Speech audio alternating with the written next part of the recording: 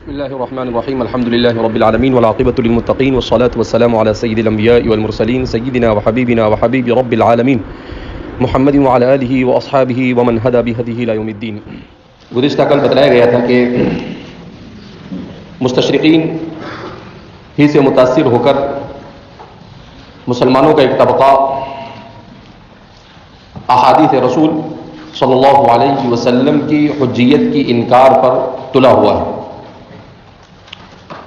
تو چونکہ ان منکرین حدیث کا منبع اور مرجع اور ان منکرین حدیث کا تأثر اور وہ متاثر ہے مستشرقین سے، لہذا اس بنا پر سب سے پہلے ان کے اصل سوتے اور ان کے اصل منبع اور مرجع سے واقفیت ضروری ہے کہ مستشرقین نے کیوں نبی کریم صلی اللہ علیہ وسلم کی احادیث مبارکہ کی حجیت کا انکار کیا اور کیوں طرح طرح کے اعتراضات اور طرح طرح کے اشکالات ذخیر احادیث پر لگانے کی کوشش کی. اس سلسلے میں ایک بہت بنیادی بات جو انکار حدیث پر لکھنے والوں نے لکھی ہے وہ یہ ہے کہ منکرین حدیث احادیث رسول صلی اللہ علیہ وسلم کا انکار کرتے ہیں مستشرقین سے متاثر ہو کر، اور مستشرقین یہ احادیث رسول صلی اللہ علیہ وسلم پر مختلف قسم کے اعتراضات عائد کرتے ہیں محض اس بنیاد پر حسد من عندی انفسہم من بعد ما تبین لہم الحق، ان کو اسلام سے حسد اور بیر ہے. تو اب سب سے پہلے تو بڑی قیمتی بات لکھی ہے کہ احادیث رسول پر انگلی اٹھانے سے پہلے ان مستشرقین کو خود جس مذہب کو وہ مانتے ہیں اس مذہب کی کتابوں کے بارے میں سوچنا چاہیے. ان میں سے عام طور پر نصرانی ہے اور کچھ یہودی ہے، تو ان کی تو آسمانی کتابیں ہی محفوظ نہیں. جو آسمانی کتابیں ان کا اصل منبع اور مرجع ہے وہی محفوظ نہیں، اسی میں خلق ملت ہو گیا ہے اور صحیح اور غلط کی کوئی تمیز نہیں. تو انہیں کوئی حق بنتا ہی نہیں کہ وہ احادیث رسول صلی اللہ علیہ وسلم پر کسی قسم کا اعتراض کرے. آدمی اعتراض کرنے کی پوزیشن میں عقلی اعتبار سے کب ہوتا ہے؟ جب وہ خود اپنے موقف میں اور وہ خود اپنے مذہب اور جس چیز کے بارے میں اعتراض کرتا ہے اس میں وہ مضبوط ہو، مستحکم ہو، تو اسے حق بنتا ہے کہ سامنے والے پر اعتراض کرے. مسلمانوں کا حق بنتا ہے کہ تمام کے تمام ادیان باطلہ کے اوپر اعتراض کرے. کیوں؟ اس لیے کہ مسلمان جو بھی بات کرے گا وہ دلیل کی روشنی میں کرے گا. کس کی روشنی میں کرے گا؟ دلیل. اور ایک قسم کی دلیل نہیں ہوگی، قسمہ قسم کی دلیلیں ہوگی. فطری دلیلیں ہوگی، عقلی دلیلیں ہوگی، نقلی دلیلیں ہوگی، دلیلوں کا انبار. تو مسلمان اپنا جو بھی موقف بیان کرے گا، مسلمان کا وہ موقف کیسا ہوگا؟ مبرہن اور مدلل ہوگا. اس میں ذرہ برابر بھی کسی طرح کی کوئی کمی نہیں ہوگی. اسی لیے ہم دیکھتے ہیں کہ جب عیسائیت نے بر صغیر میں سر اٹھایا تو اظہار الحق کے نام سے حضرت مولانا رحمت اللہ صاحب کیرانوی نور اللہ مرتدہ نے کتاب لکھی. اس کتاب میں آپ نے کیا خدمت انجام دی کہ عیسائی چونکہ ہندوستان کو عیسائی بنانا چاہتے تھے تو آپ نے ان کی آسمانی کتاب اسی کو ٹارگٹ بنایا اور اس میں سے اس کے جتنے نسخے ہو سکتے تھے ان تمام کے تمام نسخوں کو حاصل کیا. اور حاصل کرنے کے بعد ثابت کیا آپ نے کہ ہر نسخے میں دوسرے نسخے کے مقابلے میں کتنی غلطیاں اور کتنی تبدیلیاں ہیں، کتنی غلطیاں اور کتنی تبدیلیاں ہیں. تو مقارنہ اور مقابلہ کر کر اور ثابت کیا آپ نے، کمپیئر کیا آپ نے اور کہا کہ دیکھو بتاؤ آپ. تو یہ ہوتا ہے طریقہ. پھر اس کے بعد ان کے جو عقائد ہیں ان عقائد کو آپ نے اٹھایا اور ان کو ثالث و ثلاثہ مانتے ہیں، تین میں کا تیسرا. تو عقلی اعتبار سے یہ کہاں تک درست ہے؟ اس کو فطری اعتبار سے کہاں تک درست ہے؟ اور خود ان کی کتابوں کے اعتبار سے یہ ثابت ہوتا بھی ہے یا نہیں؟ جو ان کا بنیادی عقیدہ ہے، جیسے ہمارا بنیادی عقیدہ توحید ہے تو ان کا بنیادی عقیدہ تثلیث ہے. تو ان کا وہ تثلیث عقیدہ تثلیث ہی نہ فطری اعتبار سے دلیل سے ثابت ہو سکتا ہے، نہ عقلی دلیل سے ثابت ہو سکتا ہے، نہ نقلی دلیل سے ثابت ہو سکتا ہے. بلکہ جن کتابوں پر وہ جس کتاب پر وہ آسمانی کتاب پر بھروسہ کرتے ہیں اس سے بھی ثابت نہیں ہوتا ہے. جو محرف ہے محرف کے باوجود ثابت نہیں ہوتا ہے. محرف ہے اور محرف ہونے کے باوجود اس سے ثابت ہوتا نہیں ہے. تو اب کہنے کا مطلب یہ کہ ہم نے جب بھی کسی کے اوپر اعتراض کیا تو ہم مضبوط پوزیشن میں تھے تو ہم نے اعتراض کیا. اور یہاں تو خود بیٹھے ہیں شیشے کے گھر میں اور پتھر ہمیں مارتے ہیں. یہ نہیں معلوم ہے کہ اگر ہمارا پتھر لگے گا تو آپ کہاں بیٹھے ہوئے ہیں؟ شیشے کے گھر میں. ایک ہی پتھر میں آپ کا پورا گھر کیا ہو جائے گا؟ ٹوٹ جائے گا. آپ کے لیے کوئی جائے پناہ ہوگی نہیں. تو یہی صورت حال ہے. لیکن بہرحال جب آدمی پھیٹ ہو جاتا ہے, جب آدمی اس کو کچھ فرق نہیں پڑتا ہے, بس وہ عداوت پر اتر آتا ہے, تو پھر اس کو دلیل سے کوئی مطلب نہیں ہوتا ہے. اس کو صرف اس سے مطلب ہوتا ہے کہ سامنے والے کو کس طرح سے پچھاڑا جائے اور کس طریقے سے اس کے اوپر انگلی اٹھائی جائے. دنیا میں اعتراض کرنا بہت آسان ہے. دنیا میں سب سے آسان کام کیا ہے؟ کسی پر اعتراض کرنا. دنیا میں سب سے آسان کام کیا ہے؟ کسی پر اعتراض کرنا. اور اعتراض تو کوئی بھی کسی پر بھی کر دیتا ہے, لیکن وہ اعتراض کتنا مضبوط ہے, کتنا وزنی ہے, کتنا آتھینٹک ہے, کتنا مستدل ہے اور کتنا مستند ہے, وہ ہے اصل. تو صرف اعتراض سے تو کچھ نہیں ہوتا ہے. ورنہ اللہ کو نہیں ماننے والے کس مہا قسم کے اعتراض کرتے ہیں, لیکن ان کے اعتراض کی کیا حیثیت ہے؟ الا کل شیء ما خلا اللہ باطل الا کل شیء تدل علی انہ واحد. دنیا کی ہر چیز اللہ کی وحدانیت پر چیخ چیخ کر زبان حال سے بیان کرتی ہے کہ اللہ ہے, تو پھر اس کے بعد ان کے کتنے بھی انکار سے کچھ ہوتا نہیں. تو اس لیے مستشرقین کے سلسلے میں جو عالم اسلام میں نمایاں کام ہوا, مستشرقین پر کام کرنے والوں میں سب سے بہترین کام,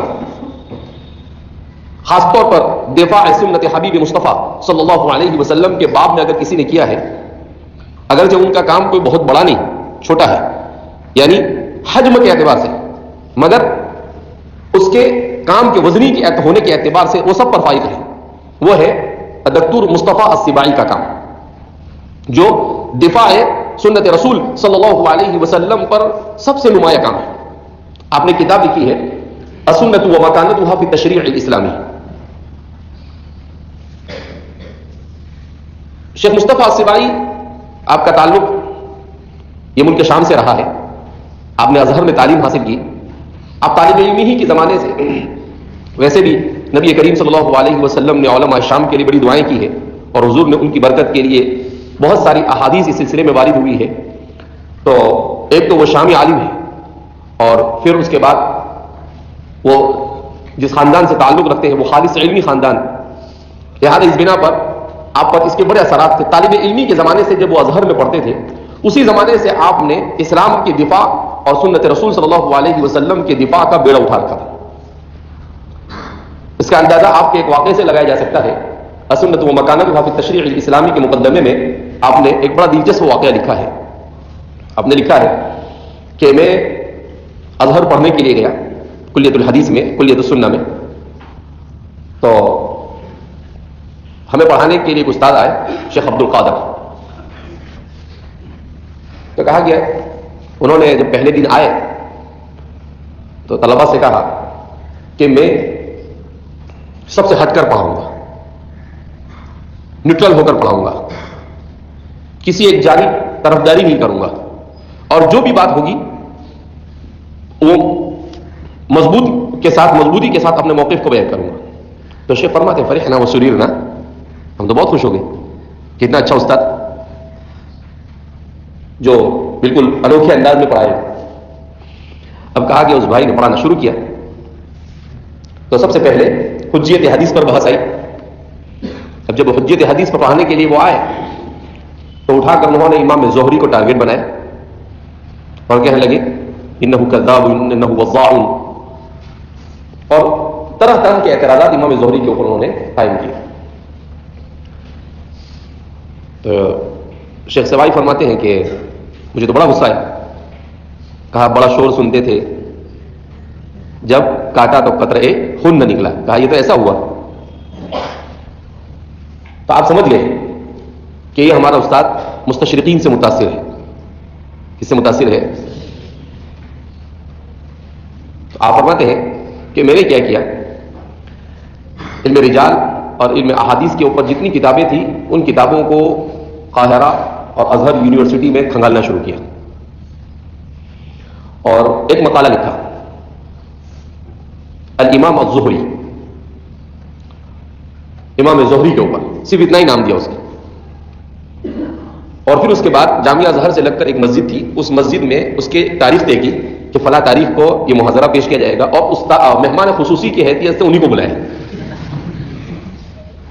مہمان خصوصی کی حیثیت سے میں نے کیا کیا، انہیں کو بلایا. اب وہ آئے اور میں نے ان کے سامنے محاضرہ پیش کیا جس میں پورے زور و شور کے ساتھ، دلائل کے ساتھ، براہین کے ساتھ ثابت کیا کہ الزہری ہوا مدون الحدیث الاول، علم حدیث کے سب سے پہلے مدون امام زہری. میں نے اتنا مضبوطی کے ساتھ اپنا موقف رکھا تھا اور اتنے دلائل اور اتنے مصادر اور اتنے مراجع ذکر کیے کہ ان کے لیے کوئی مفر نہیں تھا. کہا جب میرا محاضرہ ہو گیا تو میں نے کہا واخیرا اقدم الدعوة الى استاذی شیخ عبد القادر بان يتقدم الينا انطباعاته حول هذه المحاضرة، کہ میں اپنے استاد کو دعوت دیتا ہوں کہ وہ میرے اس محاضرے سے متعلق اپنی رائے پیش کریں. کتنے ذہین آدمی ہیں. کہا وہ ڈیسک پر آئے اور کہا اشکر لتلمیذی شکرا جزیلا على هذه المحاضرة الرائعة العلمية المملوءة بالمعارف والدلائل وقد نبهت على ما اراد هو. کہ میں اپنے شاگرد کے اس محاضرے، علمی محاضرہ جو آپ نے پیش کیا، میں اس پر بہت خوش ہوں اور مجھے بہت اچھا لگا اور میں سمجھ گیا کہ یہ مجھے متنبہ کرنا چاہتے ہیں کہ میرا موقف امام زہری کے بارے میں جو وہ غلط ہے اور میں اپنے اس موقف سے رجوع کرتا ہوں. اپنے اس موقف سے کیا کرتا ہوں؟ رجوع کرتا ہوں. تو ایسے بھی لوگ ہوتے ہیں، حالانکہ وہ طالب علم تھے. وہ کیا تھے؟ طالب علم، لیکن ان کی غیرت نے گوارا نہیں کیا کہ مدون حدیث امام زہری کے اوپر اس طریقے سے کیا کیا جائے، اعتراض کیا جائے. تو انہوں نے ان کو مجبور کر دیا. اب جب ان کے سامنے یہ بات آئی تو انہوں نے، وہ فرماتے ہیں کہ اسی وقت سے میرا ذہن بن گیا کہ مستشرقین نے اتنا زیادہ عالم اسلام کو علمی اعتبار سے بھی اپنے جال میں پھنسایا ہے کہ جامعہ ازہر جیسے عالم اسلام کی اتنی بڑی یونیورسٹی میں بھی ان کے تلامذہ اور ان سے متاثر ہو کر لوگ پڑھا رہے ہیں. تو کفر جو از کعبہ برخیزت کجا ماند مسلمانی، جب ہماری ہی یونیورسٹی اور ہمارے ہی ان جامعات سے اس طرح کی بات ایسے اساتذہ پڑھانے والے ہوں گے تو اس سے نکلنے والے، ان لوگوں سے پڑھنے والے طلباء اور ان خريجین کا کیا حال ہوگا. تو بس انہوں نے ٹھان لی اور پھر تو کیا کیا، انہوں نے پکڑ کر مستشرقین کے پاس پہنچے. ایسے ہی ان کی کتابیں پڑھ کر مستشرقین کے پاس جا کر ڈائریکٹ ان سے مناظرہ کرتے تھے. ڈائریکٹ کیا کرتے تھے؟ ان سے مناظرہ کرتے تھے. یہ کل ہی رات میں تلاش کر رہا تھا تو ایک کسی نے اچھا مضمون لکھا ہے، 4 صفحے کا مضمون ہے، ڈاکٹر مصطفیٰ سباعی اور محاکمہ استشراق. تو اس میں انہوں نے ڈاکٹر مصطفیٰ سباعی نے جو مستشرقین سے مل کر ان کے جو بڑے بڑے مستشرقین تھے ان لوگوں کی غلطیوں کو بتلایا ہے اور پھر اس کے بدلے میں انہوں نے کیا، ان کو ریپلائی دیا. یہ کسی شخص نے ماشاءاللہ بڑا اچھا کام کیا، انہوں نے اس کو جمع کیا. تو انہوں نے لکھا ہے گردش ایام اور شامت اعمال کے سبب جب عالم اسلام یورپی ملکوں کی کالونی بنا تو سیاسی اور اقتصادی کے ساتھ ساتھ اسے عقیدے اور نظریے کی سطح پر بھی الغار کا سامنا کرنا پڑا. کئی مغربی مصنفین نے مشرقی علوم پر تحقیق کی ٹھانی اور ایک شعبہ علمی استشراق وجود میں آ گیا. جہاں ایک طرف بہت سارے مسلمان اہل علم اپنے فاتحین کی علمیت سے متاثر ہوئے، وہیں بعض رجال العلم نے ان قابضین سے علمی مناقشے کا آغاز کیا. اس حوالے سے گزشتہ صدی میں جو نابغہ روزگار شخصیات اسلامی دنیا میں پیدا ہوئی ان میں ایک اہم شخصیت ڈاکٹر مصطفیٰ سباعی رحمہ اللہ کی بھی ہے. آپ علماء سلف کی طرح علم و عمل دونوں میدانوں کے شہسوار تھے. شام میں اخوان المسلمین کی بنیاد انہوں نے رکھی تھی، مگر ان کا اصل کارنامہ امت کا اپنی تہذیب و ثقافت پر اعتماد بحال کرنا تھا. کتنی اچھی بات لکھی ہے کہ ڈاکٹر مصطفیٰ سباعی کا اصل کارنامہ کیا تھا کہ وہ یہ چاہتے تھے کہ امت کو اپنے تہذیب و ثقافت پر مکمل اعتماد حاصل ہو جائے. انہیں اپنے اسلامی تشخص پر فخر سکھانا اور مسلمانوں کے علوم اور تہذیب پر سے مستشرقین کی اڑائی ہوئی گرد و غبار صاف کر کے اس کی حقیقی صورت سامنے لانا. زمانہ طالب علمی ہی میں آپ نے مستشرقین پر کام شروع کیا اور آغاز ہی میں ان کے علمی کمزوریوں کو بھانپ گئے، جس کی تصدیق بعد کے علمی تحقیقات اور مستشرقین کے ساتھ نجی ملاقاتوں سے بھی کر دی ہے. اس ضمن میں آپ نے بہت کچھ سپرد قلم کیا. انہوں نے اپنی سب سے گراں قدر اور عظیم تصنیف السنت و مکانتها فی تشریع الاسلامی میں ایک باب مستشرقین کی طرف سے سنت پر اٹھائے گئے اعتراضات اور اشکالات کے ازالے کے لیے خاص کیا. اس کے علاوہ انہوں نے استشراق اور مستشرقین پر الگ سے بھی کام شروع کیا، مگر کچھ ہی آگے بڑھے تھے کہ زندگی نے ساتھ چھوڑ دیا۔ اس سلسلے میں جو کام ہوا تھا وہ المستشرقون ما لها وما عليها کے عنوان سے تباہ ہوا، جس میں انہوں نے استشراق کی تاریخ، اغراض و مقاصد کے ساتھ ساتھ انصاف پسند اور متعصب مستشرقین کی نشاندہی بھی کی ہے۔ چھوٹی سی کتاب ہے، 150 صفحے کی، لیکن اپنے باب میں استشراق کو سمجھنے کے لیے آپ کی اس چھوٹی سی کتاب سے بڑھ کر اور کوئی کتاب ہو سکتی نہیں ہے۔ اردو میں بھی اس کا ترجمہ ہوا ہے، استشراق اور مستشرقین اور ان کی نقاب کشائی کے عنوان سے۔ ان کا یہ کام مختصر ہونے کے باوجود بہت اہم ہے۔ انہوں نے متاثر مغرب زدہ دانشوروں کا اجمالاً ذکر کیا ہے، جن میں سر فہرست ڈاکٹر طہ حسین ہے، جن کا کہنا ہے کہ عربی ادب کے استاد اور ماہر کا تصور ہی نہیں کیا جا سکتا جب تک وہ فرانسیسیوں کے ان نتائج علم کو نہ دیکھ لے جن تک وہ مشرقی تاریخ و ادب اور مختلف زبانوں کے مطالعے سے پہنچ چکے ہیں۔ یعنی فرانسیسیوں سے ہم کو سیکھنے کی حماقت کی بھی انتہا ہوتی ہے جب ختم اللہ علی قلوبہم جیسا مسئلہ ہے۔ اور جب تک ہم اپنے قدموں پر کھڑے ہونے اور اپنے پروں پر اڑنے کے قابل ہو کر تاریخ و ادب پر ان کا علمی غلبہ ختم نہیں کر دیتے، اس وقت تک ہمیں اپنا علم، تاریخ و ادب اور زبان وغیرہ انہی سے لینا پڑے گا، یعنی ان سے سیکھنا پڑے گا، اور اس کے بعد اپنے پاؤں پر کھڑے ہوں گے۔ بے وقوف جیسی بات، یعنی جو پاؤں پہ کھڑے ہوں گے اسے بھی گر جائیں گے۔ ڈاکٹر سبائی صاحب نے اس پر کیا خوب تبصرہ کیا۔ آپ فرماتے ہیں بلا شبہ یہ ہمارے فکری غلامی کے ادوار کی ترجمانی ہے۔ کتنی قیمتی بات ارشاد فرمائی۔ تو فرماتے ہیں بلا شبہ یہ ہمارے فکری غلامی کے ادوار کی ترجمانی ہے، جس سے ہم اپنے جدید فکری اور علمی ثقافت کے آغاز میں ہو گزرے ہیں،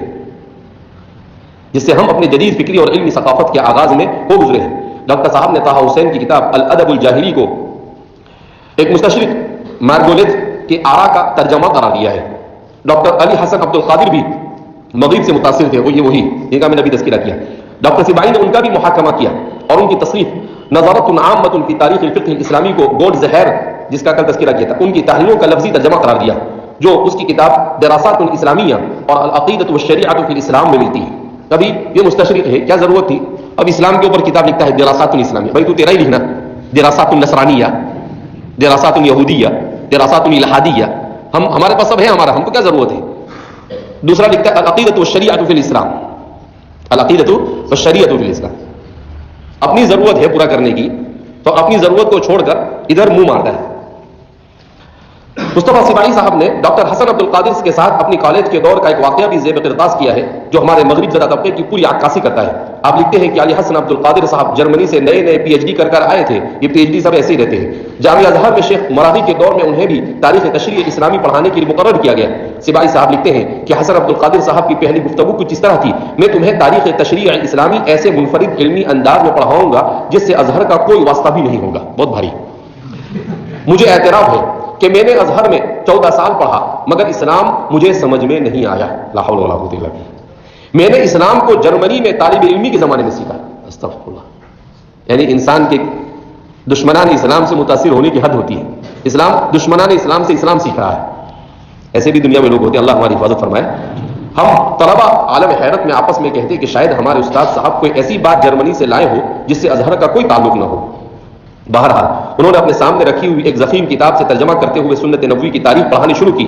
بعد میں ہمیں معلوم ہوا کہ گولڈ زہر کی دراسات اسلامیہ ہے، جس کی عبارات نقل کر کے ہمارے استاد صاحب اس سے علمی حقائق باور کراتے ہیں۔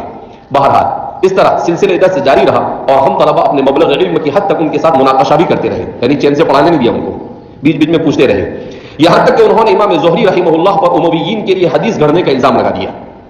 ہم نے عرض کیا وہ تو سنت کے امام ہیں، علماء کا مرجع ہے، مگر وہ اپنی بات پر مصر رہے۔ آخرکار میں نے ان سے گولڈ زہر کے امام زہری سے متعلق پوری تحقیق کا ترجمہ کرنے کا مطالبہ کیا، جسے استاد صاحب نے منظور کر لیا اور متعلقہ حصہ 2 ورقوں میں ترجمہ کر کے مجھے دے دیا۔ یعنی گولڈ زہر نے امام زہری کے بارے میں جو لکھا تھا، کہا کہ چونکہ میں جانتا نہیں ہوں انگریزی تو آپ اس کا ترجمہ کر مجھے دینے کی زحمت فرمائیں۔ اب میں مختلف مکتبوں میں جا کر امام زہری کی سیرت اور اس مستشرق کے لگائے گئے الزامات کی تحقیق کرتا رہا۔ اس دوران مکتبہ ازہر اور دارالکتب المصریہ میں کوئی کتاب یا مخطوطہ نہیں چھوڑا جس سے میں نے امام زہری سے متعلق مواد جمع نہ کیا ہو۔ میں کالج کے سبق کے اوقات کے بعد سے رات گئے تک اس کام میں مشغول رہتا، یہاں تک کہ 3 ماہ گزر گئے صرف امام زہری پر لکھ رہے۔ کتنے مہینے سے؟ 3 مہینے سے طالب علم ہے۔ جب پوری معلومات جمع ہو گئی تو میں نے اپنے استاد صاحب سے عرض کیا کہ گولڈ زہر امام زہری سے متعلق عبارات میں گولڈ زہر نے امام زہری سے متعلق عبارات میں تحریف کی ہے اور ان کے عبارات نقل کرنے میں خیانت سے کام لیا ہے۔ مگر جناب استاد کا جواب تھا، مستشرق اور خصوصاً گولڈ زہر انصاف پسند لوگ ہیں، وہ نصوص اور حقائق میں تبدیلی نہیں کر سکتے. یعنی ہمارے محدثین ریاض باللہ کر سکتے ہیں اور گوڈ زہر نہیں کر سکتا ہے. تب میں نے جمعیت الہدایت الاسلامیہ میں اس موضوع پر محاضرے کا اہتمام کیا. کہا کہ ایسے نہیں مانے گا یہ بڈھا، اس کو ایسے سمجھاتا ہوں. ادارے نے ازہری علماء اور طلباء کو بھی شرکت کی دعوت دی. حاضری بھرپور رہی. اپنے استاد حسن عبد القادر کو بھی میں نے شرکت کی دعوت دی اور اپنے معروضات پر رائے کے اظہار کی درخواست کی. چنانچہ دعوت قبول کی اور تشریف لائے. جب میں نے گفتگو کے اختتام ان الفاظ میں کیا، اس مسئلے میں میری رائے یہ ہے اور یہی رائے ہمارے علماء کی بھی ہے. اگر ہمارے استاد حسن عبد القادر صاحب اس پر مناقشہ کرنا چاہتے ہیں تو ان سے تشریف آوری کی درخواست ہے. ڈاکٹر صاحب نے اسٹیج پر تشریف لا کر برسر مجلس فرمایا، میں اعتراف کرتا ہوں کہ میں نہیں جانتا تھا زہری کون ہے. حقیقت یہ ہے کہ میں نے زہری کو ابھی پہچانا. کیسا انہوں نے تعارف کیا ہوگا. مجھے آپ کی معروضات پر کوئی اعتراض نہیں. مجھے آپ کی معروضات پر کوئی اعتراض نہیں. اعتراض بھی کیسے کر سکتے تھے؟ رات دن ایک کر 3 مہینے میں امام زہری پر آپ نے مقالہ لکھا تھا اور مجلس برخاست ہو گئی. کتاب کا سب سے اہم حصہ وہ ہے جس میں ڈاکٹر سبائی صاحب نے مستشرقین کے ساتھ اپنی ملاقاتوں کی رودات بیان کی. لکھتے ہیں، پہلے میری ملاقات جامعہ لندن کے پروفیسر اینڈرسن سے ہوئی. یہ پروفیسر صاحب ہمارے کٹر مسلکی طبقے کی طرح ٹھیٹ مقلد واقع ہوئے تھے. کہنے لگے، میں ایک فاضل ازہر کو ڈاکٹریت کی ڈگری کے لیے نااہل اس لیے قرار دیا، اپنے کارنامے سنانے لگا. اور وہ بھی کس کو؟ مصطفیٰ سبائی کو. اللہ پوری امت کی طرف سے ان کو اجر عظیم عطا فرمائے.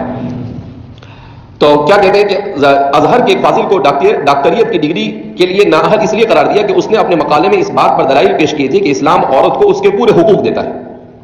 میں نے حیران ہو کر پوچھا، آخر آپ اسے کیسے نااہل کر سکتے ہیں جبکہ آپ لوگ اپنے جامعات میں آزادی فکر کے دعوے دار ہیں؟ ایسے نہیں مانتے نا یہ. تو آپ نے کہا کہ بھائی آپ کو آزادی فکر ہے، بھائی جو آدمی جو چاہے اپنی رائے پیش کر سکتا ہے. تو اس نے بھی اپنی رائے پیش کی اسلام کے بارے میں، تو آپ نے کیوں انکار کیا؟ آزادی فکر کا تقاضا تو یہ ہے کہ ان کے اس ڈگری کو کیا کرنا چاہیے، آپ کو قبول کرنا چاہیے. پروفیسر نے جواب دیا، کیونکہ وہ از خود ثابت کرنا چاہتا تھا کہ اسلام نے عورت کو فلاں فلاں حقوق دیے. تو کیا وہ اسلام کا کوئی مستند ترجمان تھا؟ یعنی کتنے بدماش ہے. جب نہیں ماننا ہے سامنے والے کو تو کیسی بات کرتے ہیں. کیا وہ ابو حنیفہ یا شافعی تھا کہ اسلام کا ترجمان بنا ہوا تھا؟ مزید یہ کہ اس کے نتائج کی تائید میں فقہا کی تصحیحات موجود نہیں تھی. وہ آدمی خود پسندی کا شکار تھا جس کو ابو حنیفہ اور شافعی سے بڑھ کر اسلام سمجھنے کا زعم تھا. یعنی اس کو دینا نہیں تھا، اس لیے اس طرح کی باتیں اس نے بنائی. ڈاکٹر مصطفیٰ صاحب جب آکسفورڈ پہنچے تو وہاں شعبہ اسلامیات کے سربراہ ایک یہودی تھا جو ٹھیک سے عربی نہیں بول سکتا تھا. اسلامیات کا سربراہ اور عربی آتی نہیں. ڈاکٹر سبائی صاحب کو حیرت ہوئی کہ یہ صاحب طلباء کو زمخشری کی کشاف سے قرآن آیات، بخاری اور مسلم سے احادیث، حنفی اور حنبلی فقہ کی امہات کتب فقہ کی تدریس کر رہے تھے، جبکہ وہ کسی عام رسالے سے عربی عبارت سمجھنے پر بھی قادر نہیں تھے. میں نے کہا نا ڈاکٹر مصطفیٰ سبائی کا یہ سب سے بڑا کارنامہ ہے کہ جو ایسے ان کے بڑے بڑے سرغنہ تھے مستشرقین کے آج سے 100 سال پہلے، وہ ڈائریکٹ جا کر ان کو ملے اور ان سے ڈائریکٹ آپ نے کیا کیا؟ مناظرہ اور مباحثہ کیا. ڈاکٹر صاحب نے جب ان سے مطالعے کے ماخذ پوچھے تو انہوں نے کہا گولڈ زہر، مارگولیت اور شاخ کا حوالہ دیا. یہ تینوں سرغنہ ہیں مستشرقین نے، جو خاص طور پر علم حدیث کے اوپر جو اعتراضات کرنے والے ہیں، یہ تین ہی ہیں. ایک ہے گولڈ زہر اور دوسرا ہے مارگولیٹ. نام بھی ایسے ان کے کہ زبان پر آتا ہے تو ایسا لگتا ہے کہ کوئی نحوست چڑھ گئی. اور تیسرا تھا شاخت. آگے ڈاکٹر صاحب فرماتے ہیں کہ نیدرلینڈ میں ڈاکٹر صاحب کی ملاقات معروف جرمن یہودی مستشرق شاخت سے ہوئی. یعنی منکرین انکار حدیث، حجیت انکار حدیث پر کام کرنے والا جو بنیادی آدمی تھا، اس کے شاخت سے جب گولڈ زہر کی غلطیوں کا انہیں بتایا گیا تو پہلے تو وہ مانے ہی نہیں. انہوں نے بتایا کہ گولڈ زہر جس کو آپ امام مانتے ہیں اس کی یہ ساری غلطیاں ہیں، لیکن دلائل اور مثالوں سے بات واضح ہونے کے بعد انہوں نے حق آپ کے پاس ہے، گولڈ سے غلطی ہوئی ہے، گولڈ سے کیا ہوئی ہے؟ غلطی ہوئی ہے. آپ جو کہہ رہے ہیں وہ صحیح ہے. یعنی کتنے مضبوط انداز میں آپ نے اپنا موقف رکھا ہوگا کہ شاخ جیسا امام الشیاطین وہ بھی مجبور ہو گیا یہ کہنے پر کہ حق آپ کے پاس ہے. ڈاکٹر سبائی نے کہا کیا یہ محض غلطی ہے؟ کہا کہ بہت ہلکے میں لیا آپ نے، تو آپ کہہ رہے ہیں کہ آپ حق پر ہیں اور ان سے غلطی ہوئی ہے. مسٹر شاخ نے جواب دیا، آپ خواہ مخواہ کیوں بدگمانی کرتے ہیں؟ واہ، یعنی پورے ذخیرے حدیث سے لاکھوں محدثین سے ہم کو بدگمان کر رہا ہے، اس کا کچھ نہیں. تو کیا بولتا ہے، آپ خواہ مخواہ کیوں بدگمانی کرتے ہیں؟ جب مزید شواہد پیش کی گئے تو مسٹر صاحب پر غصے کے آثار نظر آنے لگے اور ہاتھ ملنے لگے. کچھ جواب بھی نہیں بن رہا، یوں کر کے یوں کر کے کیا جواب دے گا اس کو؟ سپاہی کو کیا جواب دے گا؟ وہ بالکل سپاہ کی طرح تھے، اسلام غیرت سے بھرے ہوئے تھے. ڈاکٹر صاحب نے گفتگو کے اختتام پر ان سے کہا، پہلے کوئی مستشرق غلطی کرتا تو عموماً ہم اس کے انتقال کے بعد اس کی غلطی پکڑا کرتے تھے. جب تک وہ غلطی بات نقل در نقل کے بعد علمی حقیقت کا روپ دھار چکی ہوتی، اب ہم غلطی پکڑنے میں جلدی کرنے لگے ہیں. وہ غصے میں آیا تو انہوں نے کہا کہ اس کو اور غصے میں لانا چاہیے. کہا کہ پہلے ہم لوگ غلطی پکڑنے میں دیر کرتے، کہا کہ ابھی تھوڑی سپیڈ آ گئی ہے اس میں. اب آپ زندگی میں ہی اس کا تدارک کر لیں، ورنہ آپ کے بعد بھی آپ کا بھی یہی حشر کروں گا. اسی ملاقات میں ڈاکٹر صاحب نے مسٹر ساخت کو آگاہ کیا کہ اب آپ جلد از جلد اپنے اسلاف کی اغلاط کا تدارک کیجیے. انہوں نے ایک اور بہت انوکھا واقعہ بیان کیا. ڈاکٹر امین مصری نے، جو ازہر کے شعبے اصول الدین کے فاضل تھے، جامعہ لندن سے ساخت پر تنقیدی مقالہ لکھنا چاہا تو انہیں اجازت نہیں ملی. پروفیسر اینڈرسن نے صاف انکار کیا. وہاں سے وہ مایوس ہو کر کیمبرج چلے گئے. وہاں انہیں صاف کہہ دیا گیا کہ اگر ڈاکٹریت کی ڈگری میں کامیابی چاہتے ہو تو مسٹر ساخت پر تنقید سے بچ کر رہنا ہوگا، کیونکہ جامعہ اس کی اجازت نہیں دے گی. تب انہوں نے اپنا موضوع بدل لیا. یعنی ان کے اوپر کوئی اعتراض، وہ اگر ہمارے رسول پر اعتراض کرے، ہمارے صحابہ پر اعتراض کرے اور ہمارے محدثین پر اعتراض کرے تو یہ آزادی رائے ہے. اور اگر ان کی غلطیاں جو حقیقت میں غلطیاں ہیں، وہاں تو غلطیاں نہیں، زبردستی غلطیاں پکڑتے ہیں، تو پھر وہ کہتے ہیں کہ نہیں ایسا وہ. تو یہ پہلے سے ان کا دوہرا معیار رہا. کتاب کے آخری حصے میں ڈاکٹر صاحب نے اس خواہش کا بھی اظہار کیا کہ اگر ہمارے کچھ لوگ مستشرقین کے کام کا اس طرح سے ناقدانہ جائزہ لیں جس طرح انہوں نے ہمارے اسلاف کے ساتھ کیا ہوا ہے، پھر مستشرقین اس کام کو دیکھیں تو انہیں اندازہ ہو سکے کہ جو طریقہ انہوں نے ہمارے دین اور تاریخ میں حقائق دریافت کرنے کے لیے وضع کیا ہے اس سے کیسے نتائج نکلتے ہیں، اور اس طرح ان کے ہوش ٹھکانے آ جائیں گے. کہا گیا کہ جیسے انہوں نے ہمیں ہدف تنقید بنایا تو ان کی ہر چیز کا مسلمانوں کو بھی کیا کرنا چاہیے، مقابلہ کرنا چاہیے، اور علمی انداز ہی میں ان کے وہ جس مذہب کے ماننے والے ہیں اس میں غلطیاں نکالنی چاہیے، اور انہوں نے جو غلطیاں کی ہیں اس غلطیوں کو دلائل کے ساتھ کیا کرنا چاہیے، ثابت کرنا چاہیے. آج بھی ہمارے تعلیم یافتہ طبقے کے لوگ حسن عبد القادر صاحب کی طرح اس غلط فہمی کا شکار ہے کہ مستشرقین غیر جانبدار، منصف مزاج اور معتدل ہوتے ہیں اور ان کا رویہ خالص علمی ہوتا ہے، مگر حقائق اس کے برخلاف ہے. اور استشراق کا گہرا مطالعہ کرنے والے تقریباً تمام اہل علم اسی نتیجے پر پہنچے ہیں جو ڈاکٹر سباعی صاحب نے بیان کیا ہے رحمہ اللہ. تو ڈاکٹر مصطفیٰ سباعی، کیونکہ ان کی پوری کتاب کا انہوں نے گویا کہ خلاصہ کیا کیا، ذکر کیا، تو میں نے سوچا کہ اسے ایسے ہی بیان کیا جائے، اس سے اچھا ہے کہ آپ کے سامنے اس کو میں پڑھ کر سنا دوں. حالانکہ بیچارے لکھنے والے کون ہیں ان کا نام بھی نہیں ملا مجھے، لیکن مجھے بہت پسند آیا. تو اور ہمارے یہاں صورتحال یہ ہے کہ ہم لوگ علم حدیث، علم تفسیر سب کچھ پڑھتے ہیں، اور یہ ہمارے اندر اور عوام الناس میں فرق ہونا چاہیے. ہماری حیثیت، یہ امت مسلمہ کے لیے علماء اور طلباء کی حیثیت کیا ہے اسے سمجھنا چاہیے. ہماری حیثیت یہ فوجی کمانڈر کی، علوم اسلامیہ کی حفاظت کے لیے جو حیثیت ایک کمانڈر کی ہوتی ہے، ہم تمام علماء اور تمام کے تمام طلباء کی حیثیت ویسی ہی ہے.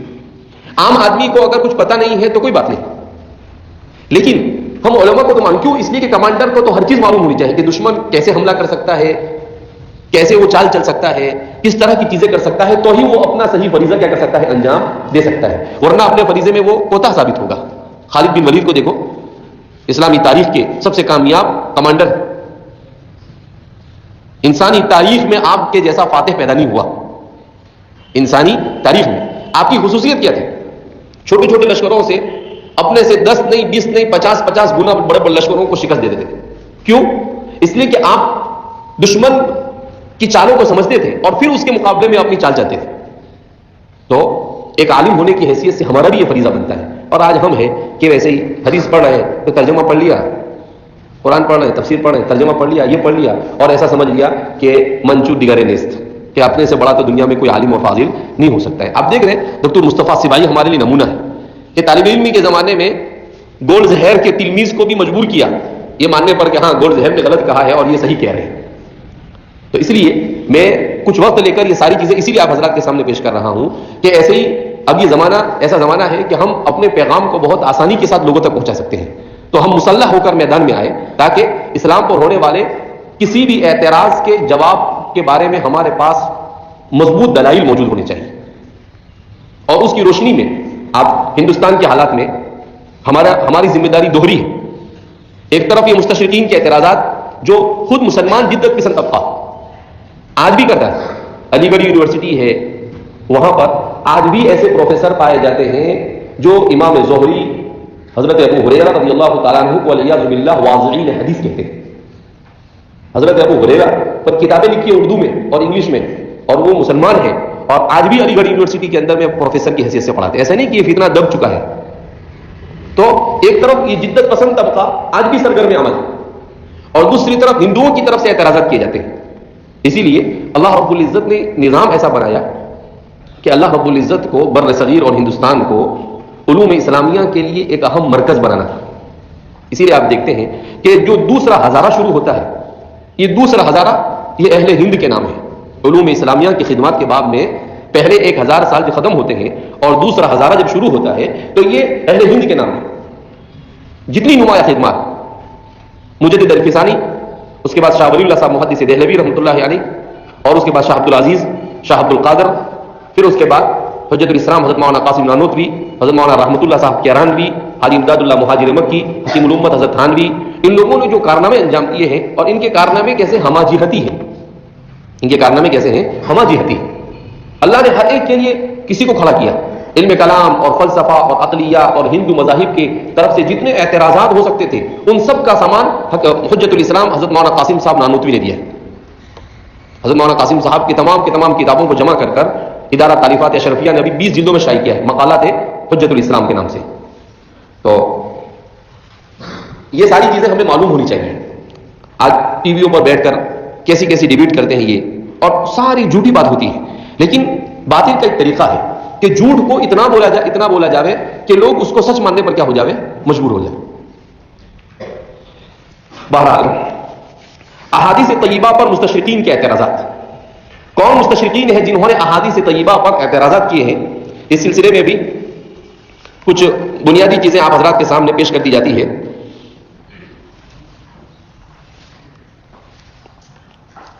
حدیث نبوی صلی اللہ علیہ وسلم یہ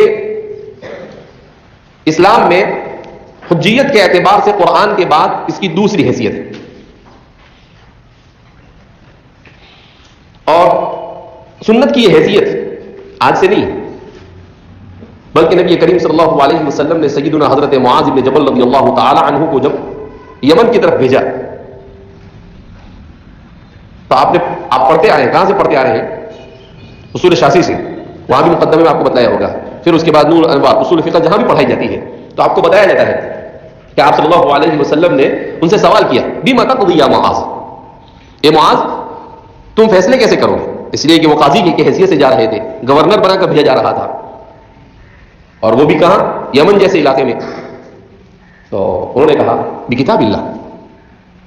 تو حضور نے سوال کیا فإن لم تجد، اگر قرآن میں حکم نہ ملے تو کیا فرمایا؟ بسنت رسول اللہ. کہا فإن لم تجد، کہا اس میں بھی نہ ملے تو پھر حضرت معاذ بن جبل نے کیا کہا؟ اجتہد برأیی، کہ دونوں کو سامنے رکھ کر میں اجتہاد کرتا ہوں. کہنے کو تو ایسا لگتا ہے کہ یہ چھوٹی سی بات ہے، لیکن بڑی قیمتی بات ہے جو معاذ بن جبل نے بیان کی. آپ صلی اللہ علیہ وسلم نے ایسے ہی ان کو نہیں کہا کہ عالمہم بالحلال والحرام معاذ بن جبل، ان کی یہی فقاہت تھی. اس زمانے میں کوئی اصول کی کتاب نہیں تھی، اس زمانے میں کوئی فقہ کی کتاب نہیں تھی، اس زمانے میں کاغذ اور قلم ہی نہیں تھی ڈھنگ کے.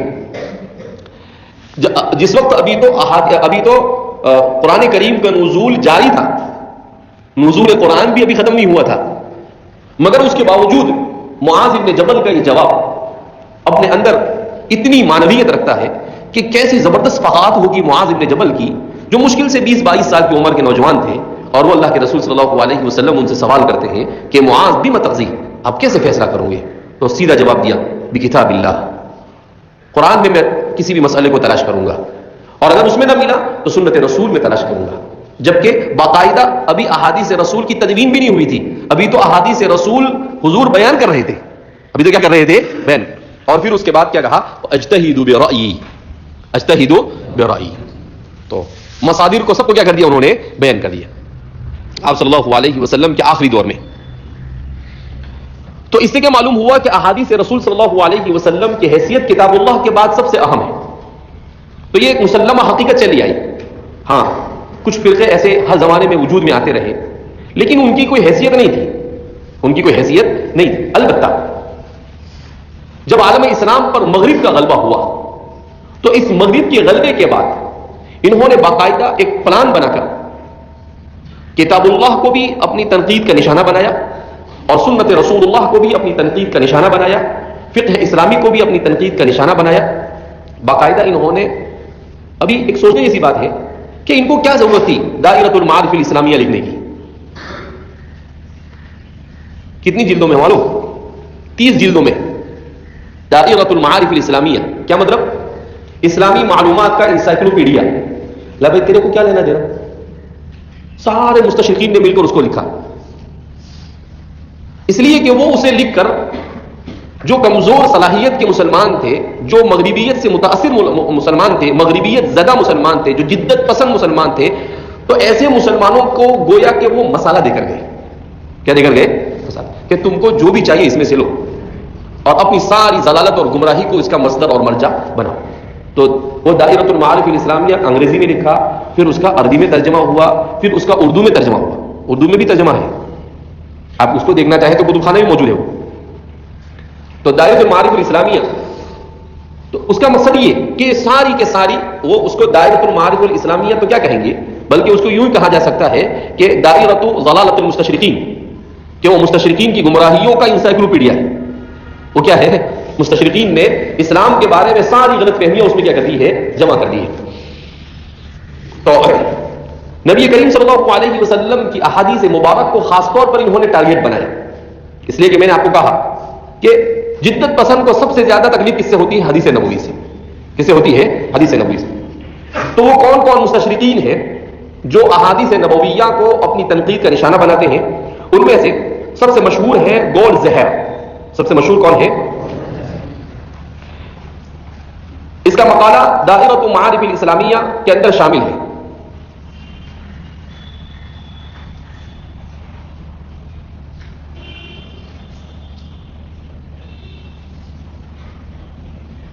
مستشرقین کا رد کرنے والے علماء نے لکھا ہے کہ گول زہر نے حدیث کے متعلق جو لکھا ہے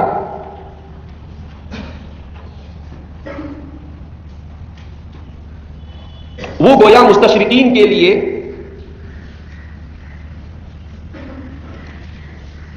اساس اور بنیاد ہے.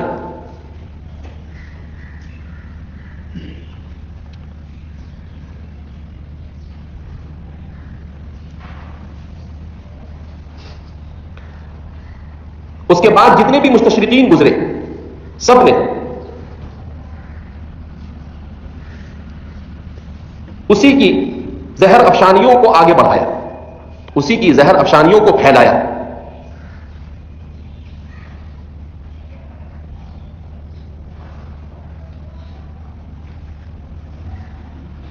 خاص طور پر اس کی کتاب دراسات محمدیہ جو جرمن سے شائع ہوئی،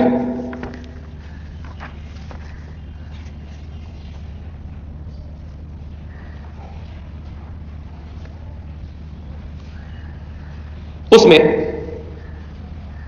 سب سے زیادہ کتاب و سنت پر اعتراضات کیے ہیں.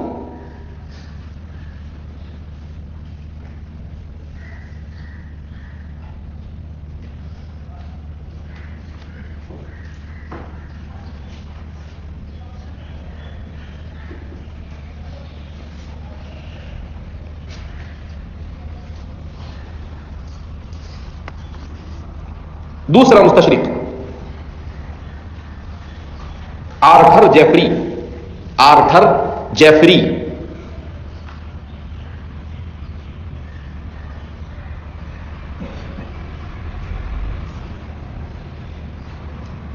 اس نے سب سے بڑا اعتراض یہ قائم کیا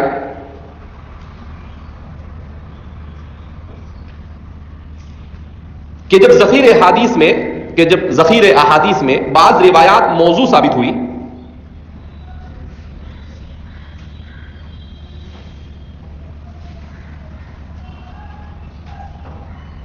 تو دوسری احادیث بھی مشکوک ہو گئی.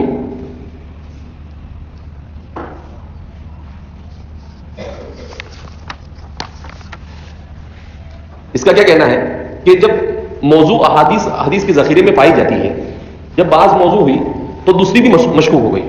کہاں کی منطق ہے یہ؟ جیسے اس کے باوا کے گھر کی بات کر رہا ہوں.